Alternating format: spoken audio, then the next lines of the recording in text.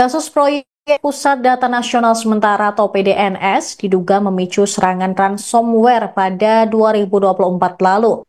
Kejaksaan Negeri Jakarta Pusat kini tengah mengusut dugaan tindak pidana korupsi dalam pengadaan dan pengelolaan PDNS di lingkungan Kominfo yang kini bernama Kementerian Komunikasi dan Digital.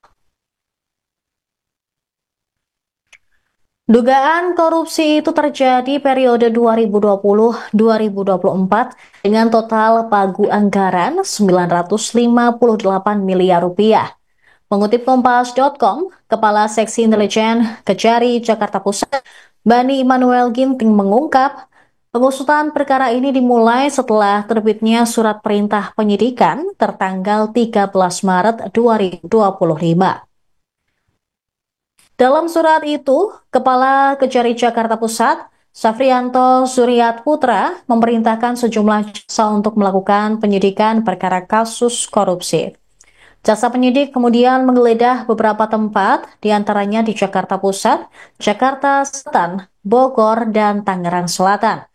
Dari penggeledahan tersebut, jaksa penyidik menyita beberapa barang bukti berupa dokumen, uang, mobil, tanah, dan bangunan, serta barang bukti elektronik dan lainnya yang diduga berhubungan dengan tindak pidana korupsi tersebut. Kasus ini bermula saat pejabat Kementerian Kominfo diduga kong kali kong dengan perusahaan swasta untuk memenangkan PT AL dalam proyek PDNS.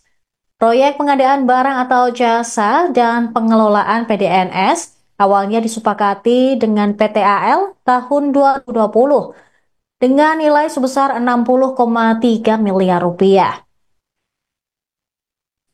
1 tahun setelahnya atau 2021, kong kali kong dengan perusahaan swasta untuk memenangkan PT AL kembali terjadi.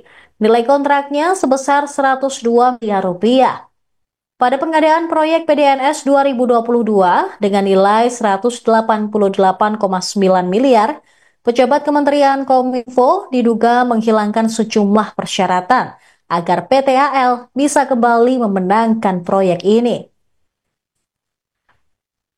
Benar saja, PT AL kembali memenangkan proyek pengadaan komputasi awan dengan nilai proyek 350,9 miliar rupiah dan 256,5 miliar rupiah pada tahun 2024, di mana perusahaan tersebut bermitra dengan pihak yang tak mampu memenuhi persyaratan pengakuan kepatuhan ISO 22301. Pengaturan pemenangan tender juga dilakukan oleh pejabat Kominfo dan perusahaan swasta ini memicu serangan ransomware terhadap PDNS pada Juni 2024. Bahwa mereka tidak memasukkan pertimbangan kelayakan dari Badan Cyber dan Sandi Negara atau BSSN sebagai syarat dalam penawaran PDNS.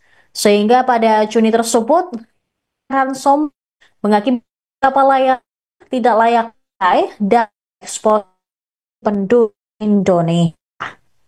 Download Tribun X sekarang, menghadirkan lokal menjadi Indonesia.